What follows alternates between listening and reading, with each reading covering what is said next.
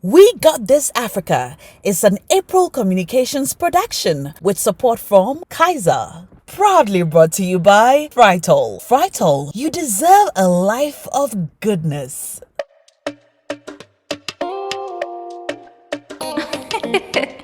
Girl, listen.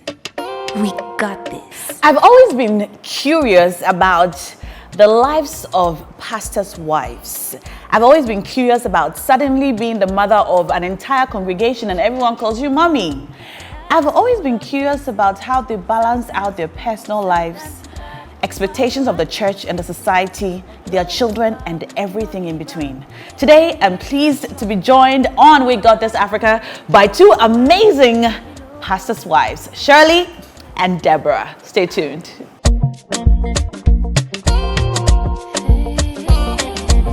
We got this.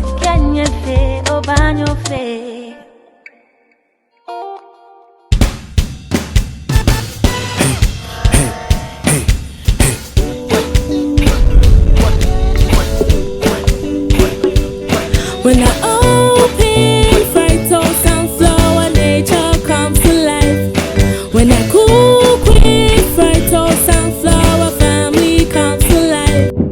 Nature gives to you in every drop, goodness in every bite.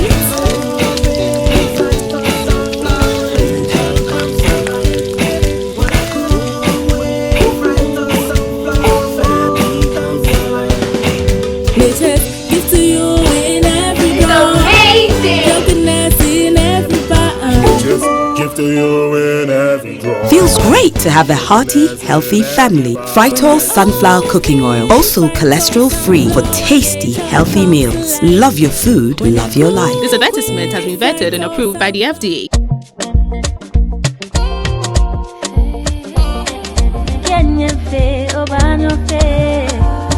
We got this.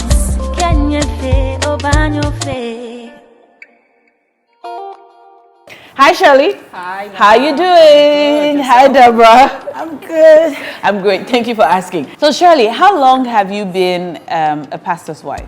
So 11 years and counting? 11 years. Yes. And you got married at what age? Just about when I was turning 27.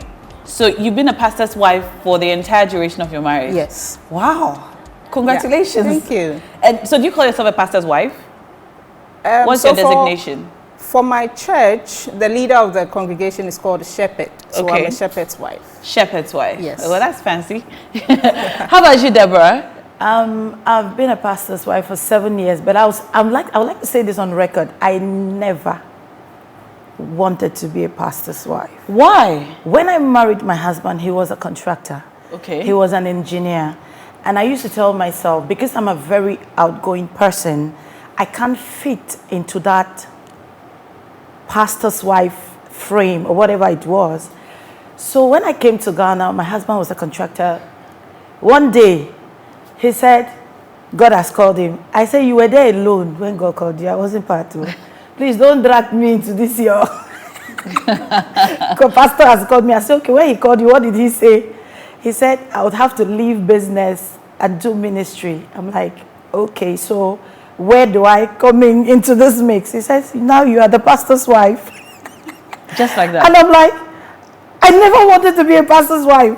And it now dawned on me that I was like Jonah sent to Nineveh. I decided to go to Tarshish. But all of a sudden, the pastor's wife role has finally met me. Did you say no? How can I say no? You didn't say no? I just said, okay, because God has said that, oh yeah, let's go. Did I'm God with call you too? I have my own ministry. And I always tell him that I'm the pastor who is pastoring the pastor. Tell me about that. He is the pastor. He pastors the congregation. I pastor him. I do the behind the scenes work. So I'm like his own pastor. Okay. So what people would not tell him, I am at liberty to tell him as Okay. his wife or as Okay. his pastor. So he normally tells me, so you are the pastor who is pastoring the pastor. How long were you married for before he got the call? We've been married for 15 years, so probably Okay. like 8 years into the marriage. How old were you when the call came? Let me see. I married him when I was 27, and I'm 41. So I don't. In between. Somewhere in between. In between there, yeah.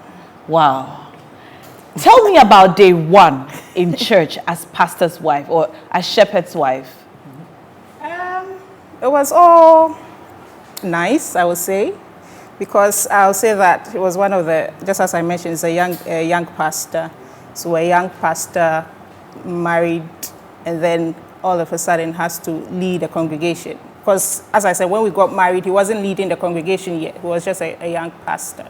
Then throughout, he became the leader of the congregation. So all of a sudden, elevation from, let's say, a priest wife to now a shepherd's wife. So it was quite nice. All the, the praises and all the, the congregation, all their support and everything it was really nice. So all eyes on you? All eyes on me. Did you have to change your wardrobe? No. You didn't have to buy new fancy clothes? No, not really. No? I really like to dress nicely, so I just continued. Okay. Not really changing to suit. But you knew you were marrying a shepherd from day one.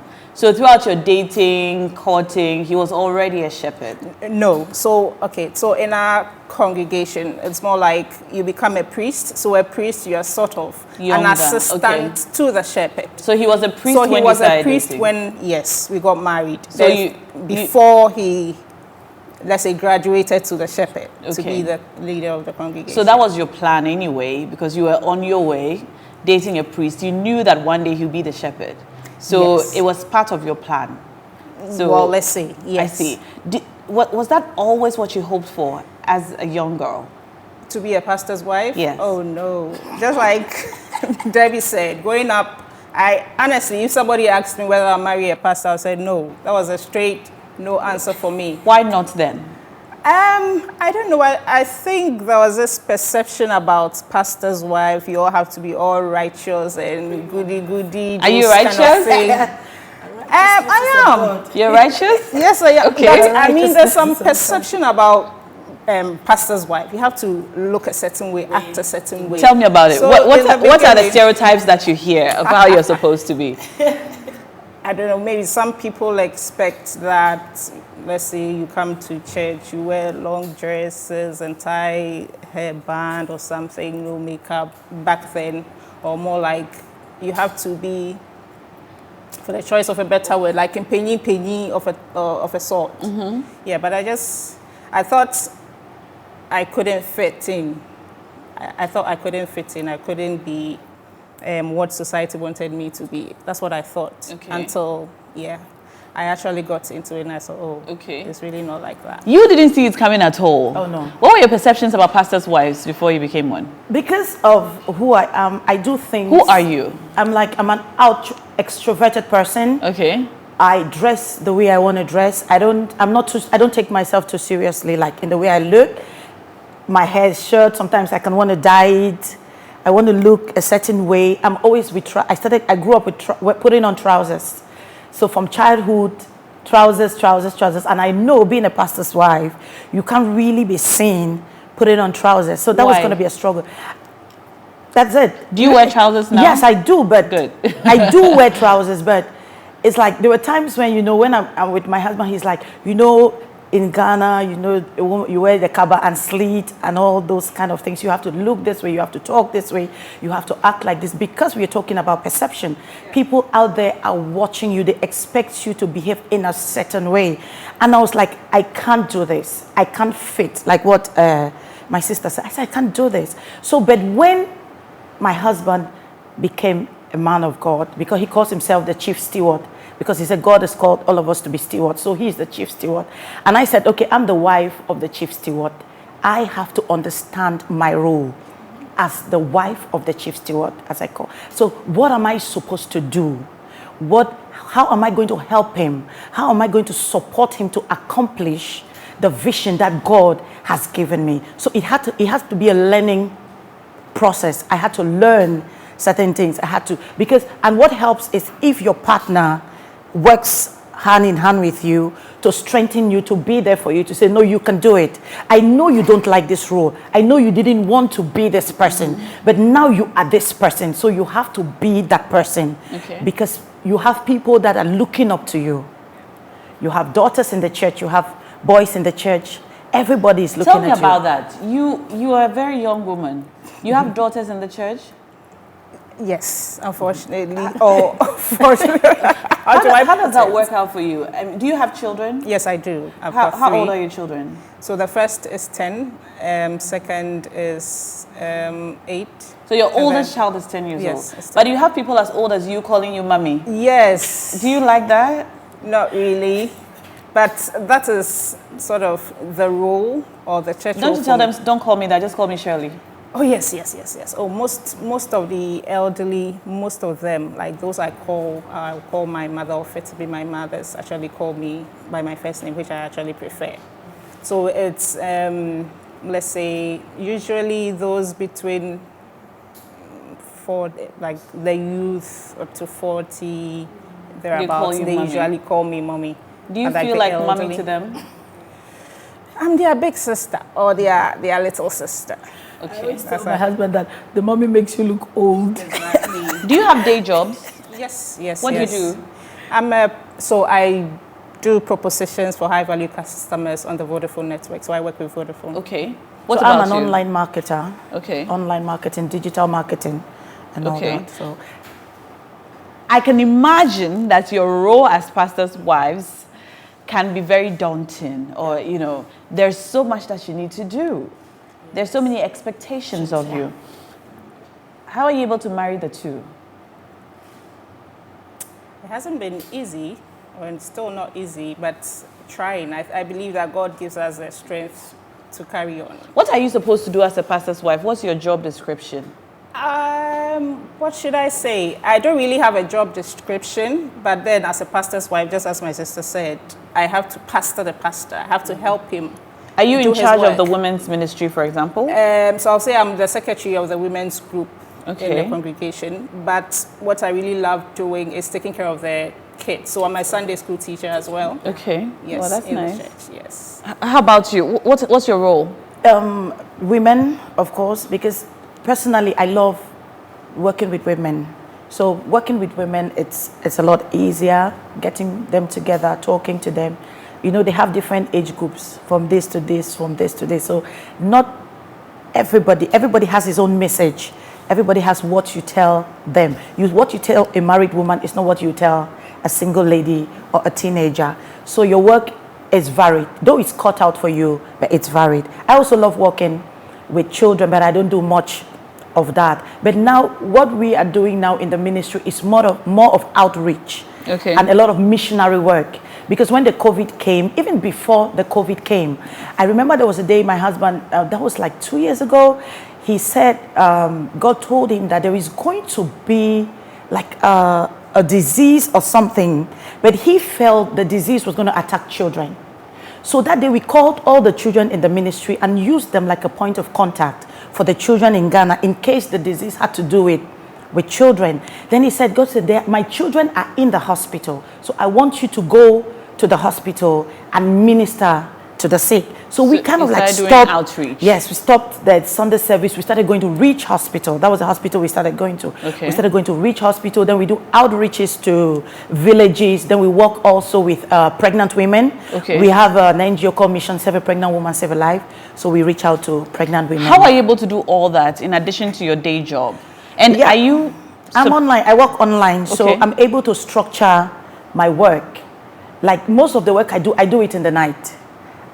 Like, unlike she has a day job, what I do, because I'm online, I can be able to manage my space. And like manage what I do online, unlike being offline. So I don't do like a day job. Are you not required to give all of your attention to the church?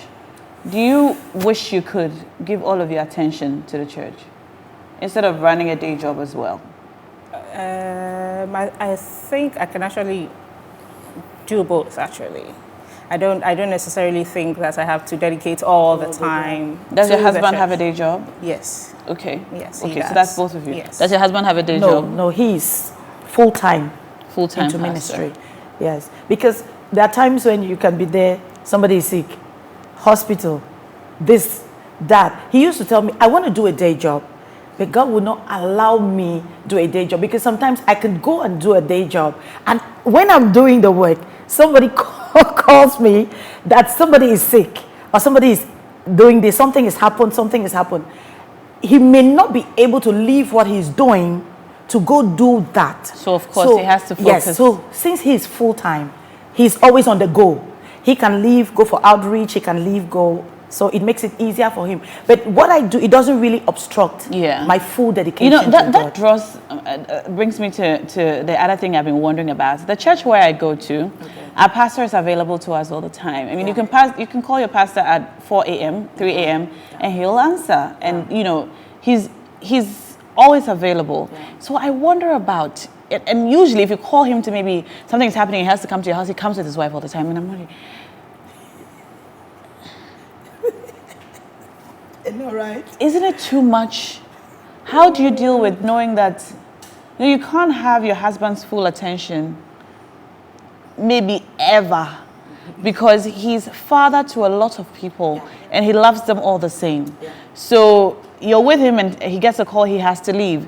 He probably would never really have this is me and my wife time, because if a call comes during that time, he will have to take it. How do you deal with that? Because you have accepted what he does, it comes as part of the job.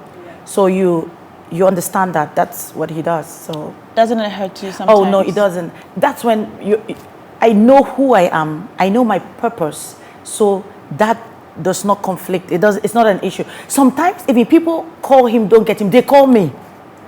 I they get say, that. Mommy, I'm trying to call Daddy. He's not picking. I say, oh, please, 1 minute. Daddy, please, somebody wants to reach out to you. Take. He'll call. Okay, do you want us to come? Sometimes he'll tell me, okay, we are moving.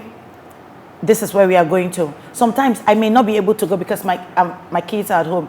He would have to move. Like you said, you would not always have that attention the way you want it. I get it. Yeah. But I also know that you're a human being. Yeah. You're a woman. Yes. You have needs. Of course. There are times when you just want to be with your husband. Yeah. How do you deal with that?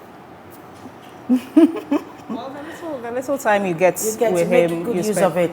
Yeah, but for me, because he works during the week and everything, his is more like in the evenings and on weekends. So for me, I've told myself that Sundays I don't have a husband. So once he leaves home in the morning late before he comes. Okay. So I've grown to accept that and plan around, everything. Okay. But we try as much as possible to spend time together, and especially with the kids as well.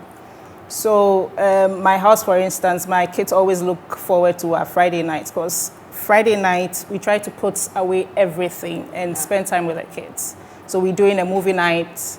We go get popcorn, everything, sit in the hall and watch a movie together as a family. That's nice. So that's one thing that we try to because my husband and I do the hospital stuff, administration. Both of us go to the hospital on Sunday, then come back. Then like our Sunday evenings, at the time we spend with the kids, we have fun. They ask us questions. I ask them, anything you want to ask me? Is there anything you want to know? You say yes. Okay, mommy, this and this and this. Mommy, I don't understand this. Why is this? Who is this? Why is this? You get to hear all the juicy stuff. So we get to bond together before we look forward to another. Regular people who don't have the responsibilities you have probably have time with their children every night. Because children, they have a question every day. Yeah. They have a need every day. Yes, especially when they come back from school. Especially when they come back from school. Do you find that sometimes you can't give your children that attention they need every day because of your responsibilities? Yeah, it happens. But what I try to do is I try to listen to them. Like when they come back from school, sometimes I may not be home. They'll call me, Mommy, we are home. I said, okay, fine, I'm on my way. So when I get back, immediately I drop into the house, I drop my bag, this, that. Mommy, today in school. I said, okay, one after another. What happened in school? This person will talk. What happened in school? This person will give his own version. What happened in school? This person will talk. Have you eaten? Have you taken your bath? Have you done? Do you have homework? Do you want me to assist you? And all that. So after that time, they go to bed and I start doing my own work. At what time? Sometimes that's like 9, 10. Okay. I start doing my own work. I pray in the night.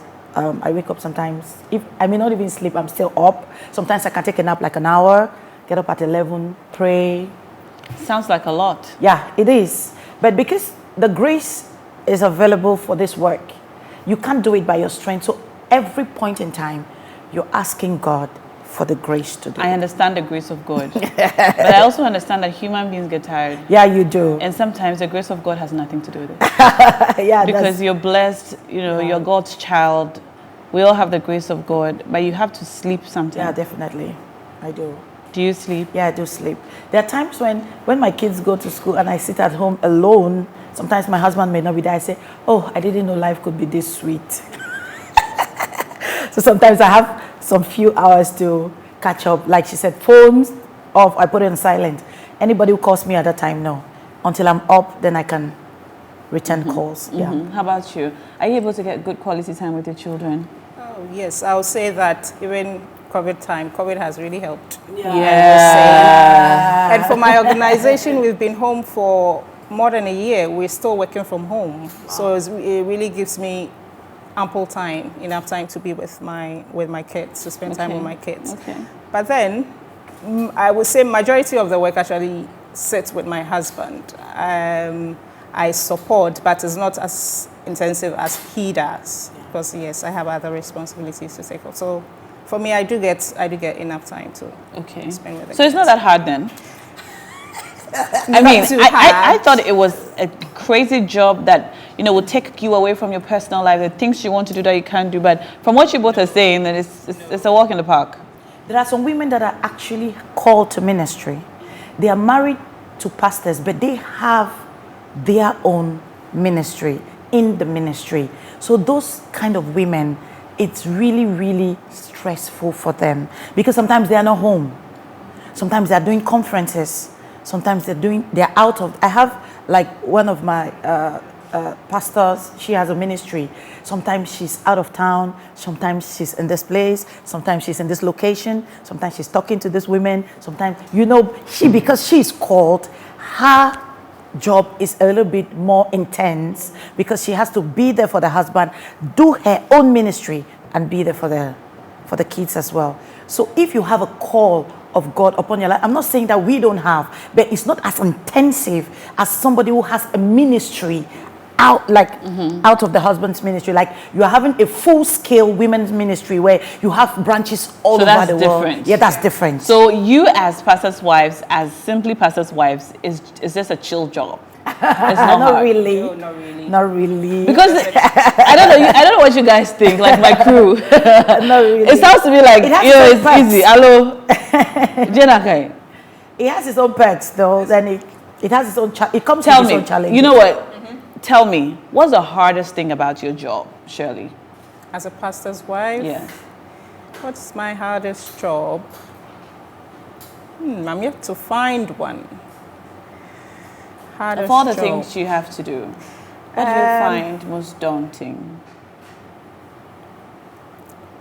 I can't think of any, but I will say it's more like sharing my husband with everybody. Okay. Because it's more like I have to, for a choice of a better word, sacrifice him to the church for him to do what God has called him to do. So there are times that I may really need him for something, but there's another person who actually, let's say, need him more than I do. So in that instance, I have to sacrifice and let him handle or take care of that particular person's need. Have you ever said no, don't go?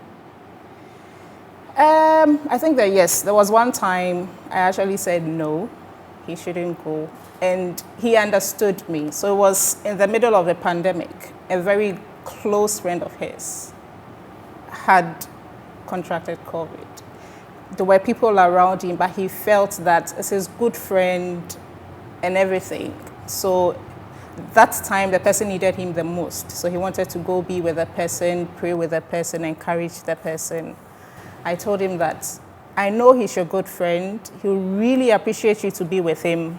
But in this situation, please, just speak to him. If it's a video call you have to have with him, chat, pray with him, please go through that medium and I believe that God will touch him.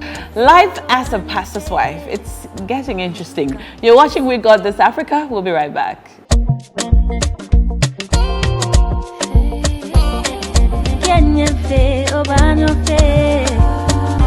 got this.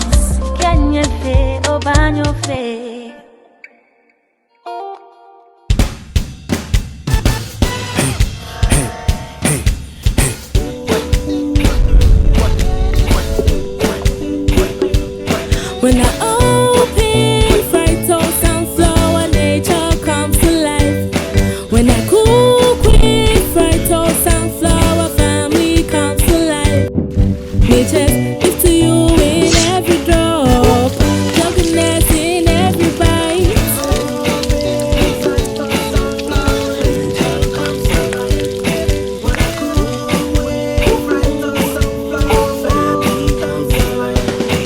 Nature gives to you in every drop, goodness in every bite. Just give to you in every drop. Feels great to have a hearty, healthy family. Fritol sunflower cooking oil. Also cholesterol free for tasty, healthy meals. Love your food, love your life. This advertisement has been vetted and approved by the FDA.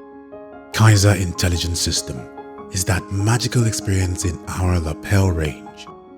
And it's got a TFT touch control system in this extractor, an induction hot plate with a tempered glass surface powered by the world premium Shot Siran. Shock resistant, and it comes with its grill plates. Every space of this induction hob can cook, and we call it the Free-Zo. Just touch to control the extractor fan speed. The power slide on the induction hob gives you the freedom to regulate its power to your desire. Magically powerful in extracting heat, smoke, and harmful odors without being a noisy nuisance in your cooking space. And because we care, the induction hob has a safety guard and child lock function. Now, look at that food. Kaiser knows how to bring the best in every cook. Kaiser, power in action.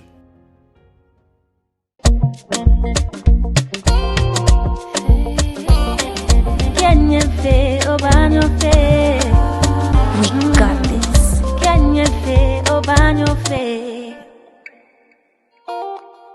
I know I like my personal space. In fact, I love my personal space. And I like to be in my space with the people who ought to be there alone. So I wonder how it must be to be a pastor's wife and know that your house is the mission house. And pretty much everyone can come home at any time, sometimes even without calling. I'm having a chat today with Shirley and Deborah. They're pastor's wives. And I'd like to know how you handle people in your church strolling into your home at any time. I know, right? I remember when we were at a during Ghana, it was that means you'll be home and you hear a knock at the door. As even little kids will come and knock on your door. Mommy, please, I need this or I need that. So that means you really don't know what to do. But that's it. Your house is open. People come in. You have to have time for them. You go there time because of the work we do. We are more into deliverance and prayer. So sometimes at 2 a.m. they are bringing a sick person into your house. Pop, pop, pop, pop. Pastor, please, somebody is sick. Come. They'll rush the person into your house. You'll be praying probably that 2 a.m. in the morning. Isn't it too distracting? Distracting? Yeah. The person who has the challenge doesn't know it's distracting. No, I'm asking about you. I've gone to my pastor's house at 3 a.m. Yes. So yeah, I mean, we the congregation were guilty. But you, it's your home. You're probably sleeping in your nightie, and then people come in and mama. Like, I mean, my husband doesn't sleep that much. He doesn't really sleep. But he's a human being. He yes, needs to know. Sleep. I know he needs to sleep. So most of the time, even when somebody comes, like knocks at the door, most of the time he's up at that time praying. At that time. So sometimes you hear the knock at the door, you be like, who is there? Oh, Pastor, please, this person is sick. We are bringing somebody. We are doing this or we are doing that. Yes, it's discomforting. Yes, I love my space. Like you said, trust me, I love to be alone. I could be in a place, if I have internet, data, I don't have a problem because I'll just be working and be at that place. But because of the nature of the work we do, we are like the people's pastor. Let me look at it that way. People, there are times even when people don't fellowship in our church, they still come to us for prayer when they have issues. Even they don't fellowship with us. But once they know that you are a pastor in a particular place, when there is a challenge, you are the first call. They would come. Do you like that? To be honest, no. I would rather not want to be in that position. But that's the position that I'm in. So I've accepted that. Well done for, being able to do this for so long. Yeah. Well, I have a different situation. I don't have a lot of people coming in and announcing all. Most of the time, the people who do show up, I will have prior notice that they are coming. Well, I don't know whether it's also because of the distance, because our congregation is at Medina and we live in Spintex. But, okay. Yes, but still, before you come in, you have to let us know. Otherwise, we meet our absence anyway. Okay. Because so don't you have people in your community that probably come to your house, to your pastors? Most of the interactions are on phone. What kind of pastoring do you do? Do you do deliverance, prophecies, and? No, our church is more of the Orthodox. We do a lot of, we don't do teaching. Yes, we do a lot of teaching, and yes, we don't do. What about spiritual interferences? You are a pastor's wife. I can imagine that all of these spirits that abound in this world that want to disrupt anything in your church or whatever might consider you a target. Of course, Do you have such spiritual encounters? Yeah, definitely. I do a lot of it because we are in the deliverance space. My husband is a prophet, so we are always doing cases of deliverance.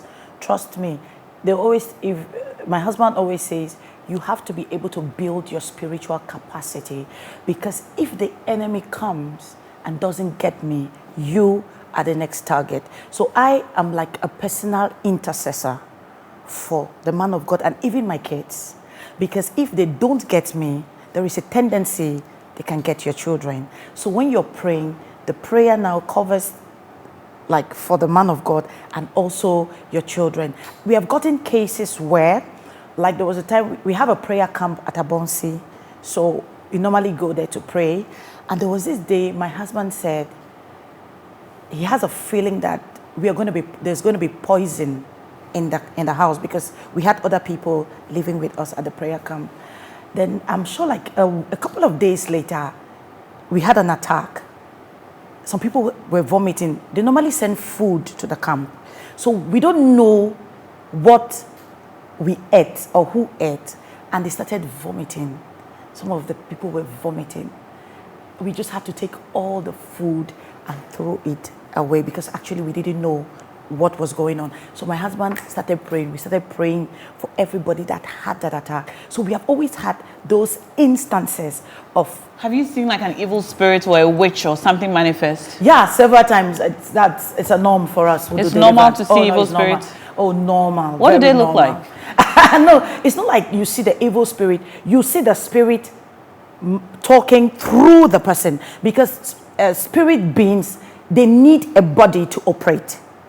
So when you are doing a deliverance for somebody, what is in the person, once you start, because when the spirit gets in contact with the power of God, there is a manifestation. And when there is a manifestation, the person starts talking. Because we just did a deliverance of recent. Immediately, my husband held the hands of the lady. She just started, leave me alone. He said, oh, don't worry, I have time for you. You start. Are you ever afraid of these things? Yeah, most of the time, the fear is when you do that, you become like a covering to the person that has received the deliverance. So whoever is attacking the person doesn't see the person, sees you, who has stood as a spiritual hedge. So the attack no longer comes to the person, it comes to you. So sometimes there are times my husband has prayed for people with stroke and he stays home and he feels like he's stroking out. That's scary. Yes. Sometimes he will pray for somebody with a wound, and when he gets home, he said, since I prayed for this person, the person has actually gotten healed, but he starts feeling his leg paining, sometimes the back, but that he prayed for the person. So we have most of those encounters, a lot of it. So sometimes it's scary though, but what can we do? That's the work. When these people come to your home and you pray for them and all these spiritual manifestations happen, don't you worry about your children in the room? Yes. That a spirit can go and enter one of them or Yeah, something? it can. Yeah, you normally have that. But what happens is, before we do a major deliverance like that, we pray for the children. Yeah, but people just walk in with their problems. Yeah, people do. But most of the time, when somebody walks in like that, there's something we do called the spiritual intelligence. You map out. It's like you do before you even start praying for the person. Because there's some people that they bring, they're actually sick. But there are some people that come for prayer. But you notice that what is worrying them is not what they came to tell you. So in the course of that, sometimes my husband can tell me that, okay, tell the children to go into the room. Okay, just minister to them, close the door. Then I would come to the... But sometimes my kids are there. They too are praying with us. I remember the last time we did, my kids were there. My older daughter, she'll be 14 in December. My son is 11. They were with us, praying as well. And also, so it's a kind of training too for them. So they are going. You are training your children to cast, do deliverance. To cast out demons. Because Wow. you don't know if they go to school, they can also meet a situation. They will say, the God which Paul preaches, they will remember that their dad and mom used to cast. So they will also start casting. They will start casting. We pray for grace. Amen. Do you ever have any encounters which you feel are too big for you? Like, this is just bigger than me? No, I don't think I've experienced anything like that. I don't mean like spiritual encounters, but people come to you with their problems and you feel like, okay, this thing that you are telling me, I'll give you an example. A friend of mine who's a pastor's wife keeps telling me that now, the kind of things, like she's been married for a year and people come to her for marriage counseling. And she's like, nah, the kind of problems that people bring to me to counsel them about, I have no idea. Like, I just got married. You've been married for 14 years. What do you want me to do? But of course, she can't say that. And she attempts to provide counseling or answers. Do you have situations like that? Like, you feel like, oh my God, this one, yes. what do I do? Yes, I do. But most of the time, when it happens like that, I always sort of refer them to my husband. I'll just try to speak to them at that moment. But I say that, this, I think it will be best if you speak to Shepherd. Shepherd will be Do you ever say, this is too much? This one I cannot. Tell them in your face? No, to yourself. Oh, yeah. That's what I'm saying. That I always say that to, like, hey, well, I haven't gone through this, or I don't know what response to give you, but I'll just try to say something to cool you down. Then I sort of refer you to my husband. So that, How often do you do that? Do you feel embarrassed to do that, or to refer them to my husband? Do you feel like it'll be great if I could help this person, and it's a little some way that I can't help them? Like, do you feel some pressure to have answers? Yes, sometimes I do. Like, you should know it all, sort of a thing. But I do let them know that's fine. This one, I think I can't, or this is the little I can say about it. But then I think if you speak to Shepherd can get you the needed help. Are you paid as pastors' wives? No. No? My husband is not, as a pastor, is not even paid. It's not part of our... Your husband is not paid? No, he doesn't get paid. Okay, how does this work? He's not paid. Does he get anything from the church for his work? No, he doesn't. That's why it is God's work. Yes. They said the Bible says you don't muscle the ox that treads the corn. The laborer is worthy of his reward. Because it's a spiritual work that we do, there is a reward for it. But you have to eat. Yeah, we do. People bless the man of God. So you get gifts? Yes, you get gifts from people. You minister to people. It's like, oh, mommy or daddy, this or that and stuff like that. Yeah, you do get that a lot in the ministry. So he may not be paid directly, but as he's ministering to people. So when you give out spiritual things that people give you, would you like to be paid? Oh, no, not really. Your husband doesn't work. This is what he does full time. Yeah, no, I wouldn't want to be paid. No. How do you pay school fees? We pay. Everything How do gets you do paid. that? Does the church provide that for your children? No. The church doesn't. We get paid. Everything gets done. School fees is being paid. Food is being eaten. Rent, whatever you need is being paid. That's the mystery of doing the work of God. It's a mystery? Yes. So you don't know where the money comes from? Yeah, that's what I'm saying. That you get gifts from people. Okay. People give you gifts. Okay. People support your work. You have like kingdom financiers. You have people, partners who say, oh, man of God, I love what you're doing. I want to support your ministry. Sometimes you get partners monthly. People support your work. I for can your imagine family. that you will have the financial burden of people also coming to you looking for Yes, money. yes. So yes. how do you manage all that? For that is a very thing. I remember there was this time we had money at home, but I wanted to do something with the money. So one of our members came to the house. He was like, he's not eating since morning. He's hungry. He's not eating and all that. You really look at him. He's hungry and all that. And you look at my husband. He will look at me, and he'll be like, okay, so you have to take part of the money that you have to give it to him so that he can go buy something to eat. You get that a lot of people coming to you, Pastor, I need your support, I need that. We always have a quarter of what we have to give out. I mean, people. food is small. People will come to you with their medical bills. Yeah, people do come. People come to you Even with big when bills. we do a lot of hospital ministration. Sometimes when we go to the hospital to minister, somebody will tell you that, man of God, as you see me in this hospital, I've been detained. I need so and so amount of money to be released from the hospital. So whatever we have, we support them with. We also pray that God will send somebody to pay the bills and all that. But whatever we can, we don't like overburden ourselves. What we have to support, we do that. Have you ever sent someone away saying, I don't have money, I can't help you? Yes, I've done that. When you come, if I don't have, it's not like I have and don't want to do it. No. If I don't have, I would have loved to help you, but I don't have at this moment. But if I have, probably if you live here and I get money, I'll send it to you. I remember that has happened before. Somebody came to my husband and said, man of God, I need certain amount to do so thing. Pastor said, right now, I don't have the money. But if God sends the money or God sends somebody to send the money, I'm going to send it to you. In the space of probably like an hour or two, he had that money. So when he had the money, he looked at it. I said, oh, remember you just told somebody that if I get that money, I'm going to send it to you. He said, yeah, I remember. So he just took the money, put it in the Momo and said, oh, the thing you asked me, I've gotten it. So what is your Momo number? He sent it to the person. So we get that a lot sometimes, yeah. But if we can't do it, there's no shame in saying, I can't do it. Yeah.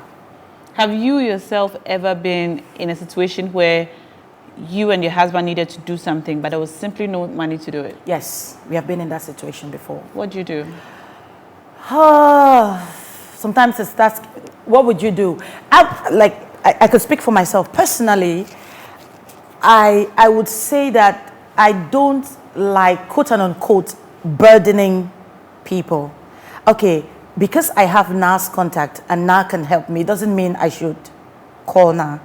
Do you understand what I'm saying? So I'm that person that I may need help, but I usually feel like I don't want to burden. Yeah, I get that kind of thing. I don't want to burden anybody. But there are people that I have that are close to me that I can be free to tell them that, oh, I'm having this challenge. I need this or I need that. Can you support me? Say, oh, Mommy, you need this. Don't worry. I'm going to see that you get it. Okay. So yeah. There are people you can trust. Yes, like there are that. people you can trust like that. You can speak to them. It's not everybody, but you have those kind of people in the inner circle that you can easily reach out to them. Do you have financial challenges sometimes? Yes, we do. But just to touch on the support and stuff, yes, he doesn't get paid, but we rely on what our 8 to 5 or 8 to 5 gets us. But there are times that people actually come to you for financial assistance, but the little we can give personally, we do, but then we get others to also support as well. So, for instance, the congregation can let know that a brother or a sister is in need, so let's try and put something together for them to help. Even for sometimes, we get our own friends. We just let them know the situation the person is in, and we get our own friends to support. Do you get these requests often? Yes, we do. So there was one instance that a young lady, she was, I think she worked as a cleaner in one of the big companies and COVID came. She had 2 younger children, very, very young children. Then all of a sudden, her landlady said she's increasing the rent. And there's a lady, she has lost her job. She doesn't have any money. And that was the only source of income. And the lady said, well, I'm increasing it. If you can't pay, move out. My son is coming from abroad to come and occupy the place. She tried talking to the landlady. She won't listen. So she just had to go find another place. Then this lady comes to us, crying with her 2 kids. What do we do? Did you move her in? No, I didn't move her in. But what I did was to sacrifice and give her the money to just go and pay for a new place. So she and her little kids could stay. Wow. Yes, that is what we had to do. And there's been instances, I remember one instance that a young guy also, his room got flooded. And we were just wondering how we were going to help this guy. So we have this close friends. We just told them that this young guy, this is what has happened to him. Let's just help him out. People gave, because he didn't even have clothes to go to work. People gave money, people gave clothes and stuff like that. And we just gave to it. So this, we didn't rely on the church, just on friends to get this guy sorted. Okay. But there's been instances where we personally, we want to do something and we just can't. We can't do it. Mm-hmm. We fall back on these same close friends that we believe, can help us. And they do. Well, thank God for those friends. Yes. Yes. You're watching We Got This Africa. We'll be right back after these messages. Stay tuned. We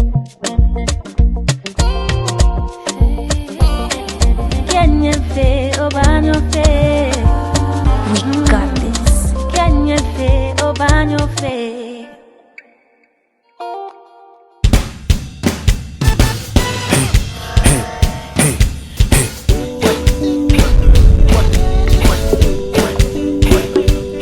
When I open fried toast and flour, nature comes to life. When I cook with fried toast and flour, family comes to life. Nature gives to you in every drop, goodness in every bite.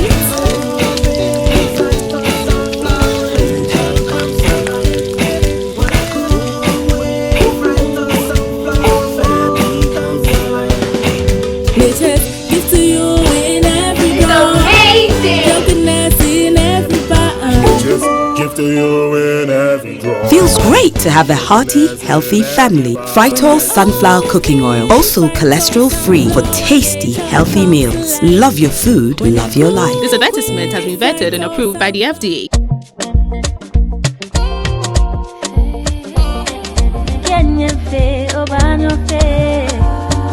We got this.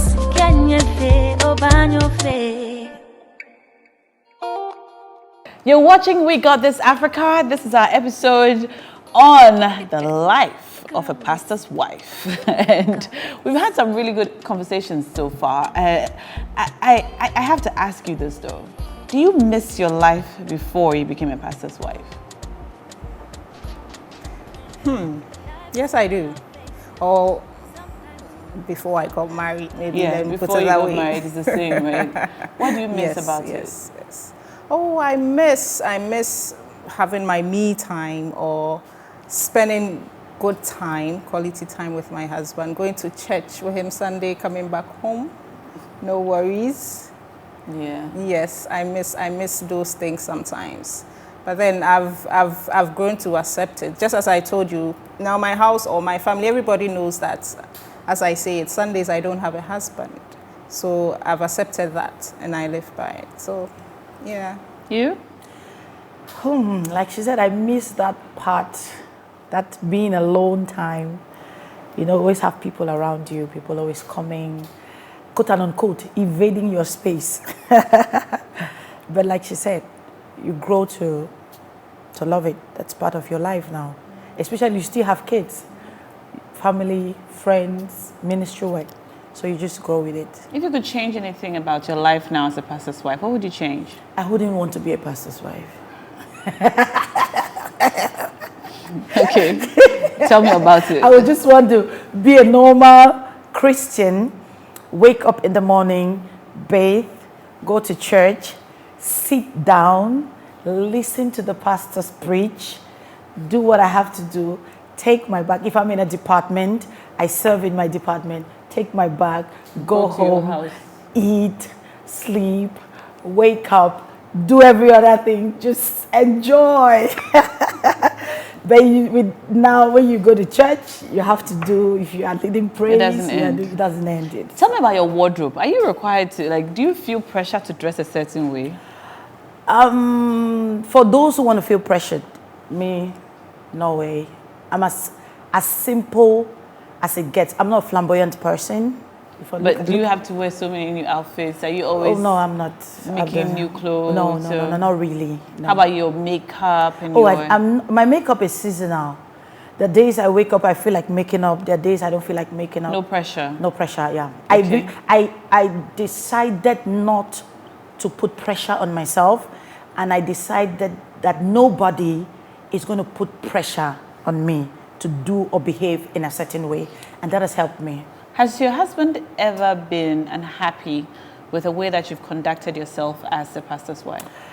Yes, because I'm not Ghanaian, I can say I could be like speak my mind. Like there could be a certain issue, I want to say what I want to say. He may not have wanted me to say that, but because of how I am or where I come from, I think it's normal for you to say that. I remember there was this instance, there was a lady who asked for something to be done for her at the house, and I jokingly told the person that, oh, is it this person that sent you? Oh, I'm not going to do it for her. To me, it was a joke. Playing. It was just like, so the person went back and told the lady that, oh, so for mommy said she's not going to allow you to do that. It was just like I was joking. So then now the family was actually worshiping with us. Then they stopped coming. My husband got worried, like, but these people always come. What is happening? So there was a day he went there and asked, oh, but what's happening to you? I've not been seeing you. Then one of the ladies said, oh, the last time I sent somebody to the house, also for mommy said this. And I don't know whether because of that, they are not coming, quote unquote, let me just put it that way. So when my husband came back to the house and he explained the thing to me, he said, I've always been telling you that there are certain things that you may think it's a joke, but other people do take it seriously. So when you're like communicating with people, you have to be careful how you say certain things to them, because not everybody has the same level of understanding and how they receive what you're saying. So that kind of like taught me a lesson. So like the Bible says, don't be quick to speak. So most of the time when somebody comes or I have an issue like that, I'm not... Take your time. Yes, I take my time. I'm not so forward to like, I take my time. I try to listen to you. I try to understand what you're saying. And I try to, my words, put them in... Do you feel like you need to be perfect? You need to be perfect because your mistakes will not be tolerated. Yes, because I think that the pressure to be perfect, is there because people have a higher expectation about people in ministry. That's both the pastor and his wife. They expect that you should know, or you know more than the congregant. So you are you're supposed to do more. So if somebody, let me say a regular Christian does something, it's not as amplified as when a pastor does it. And I remember there was a time I listened to a message and the person was saying that one of the reasons why churches fail is because of pastors' wives. The person made that statement in a message. That let me give you one of the reasons why churches fail. Because of pastors' wives. So most of the time, you don't want to be the reason why somebody doesn't come to church. You feel that pressure that I don't want to be that person that, okay, you ask somebody that, oh, why didn't you come to church? Oh, I don't like the way mommy looked at me. Oh, I don't like the way mommy spoke to me. Oh, I was coming to greet pastor, the way mommy looked at me, I didn't like it. So me, I don't want mommy's problem, so I'm not coming to church again. You have people, instances that happen, things like that happen. How do you handle those situations? Oh, personally, I'm a very free person. I don't really have that issue with people coming to say that, oh, because of mommy. Because once you come, hello, how are you? Oh, you want to talk to daddy? Fine. He's with somebody. Could you give him a minute? Or, you try to be nice, cool, calm, and collected. So you don't be that overbearing. When you are not in the mood to talk to anyone, you just don't, like today, you know what, I'm not in the mood. How do you deal with that? Because I have a lot of those days. Yes, yeah. The mood, you could get some mood and swings. You're just tired sometimes. Yeah. Like how do you deal with that? I remember there was a day I wasn't really in the mood, and I had a call. Somebody was actually calling me. I just looked at the phone. It rang and rang, and my husband was like, "Won't you pick the call?" I said, "I don't want to talk to anybody today. I just want to be alone." He said, "Oh, it's fine. It's okay if you don't want to talk to anybody." Do you have such days? Yeah. Yes, I do. Phone call, most likely I'll respond and say that maybe I'm busy or something, so I'll call you back. But if it's face to face, I'll try as much. I'll still talk to you. I'll just smile and listen to you. Okay, if I needed any reason, or I needed, if there's one thing you ladies have said today that would convince me that I could not be a pastor's wife, it is this. What is that? That even when you don't feel like talking, you still have to talk. Yeah, you still have to talk. You have to be nice. You have to receive. So sometimes you may not. Okay, let me say you had to cancel some. Sometimes I may not be in the mood, but somebody comes with an issue, and the person comes. Once I start talking to the person, I get in the mood. The grace of God will bring the mood. Hallelujah. Amen. Amen. My name is Ashorkor. This has been We Got This Africa. Thank you so much for watching. Life is full of faces. Sometimes it's good, sometimes it's bad. While we run this race, although it's far. What does a life of goodness mean to you? To me, a life of goodness is a life full of love, joy, peace, and lots of luxury. Luxury? Yes. Ooh, money luxury or... Everything luxury. Wow, I like that. A life of peace, joy, love. And lots of and luxury. Lots of luxury. Yes. I like that. I like that. Lots of luxury. By all means. What does a life of goodness mean to you? Think about it. Can you feel on your face? Can you feel on your face? We got this. Can you feel on your face? Can you feel on your face? In what did you know? In on your face. In walk on down. Can you feel on your face? Can you feel on your face? Can you feel on your face? Can you feel on your face? We got this. Can you feel on your face?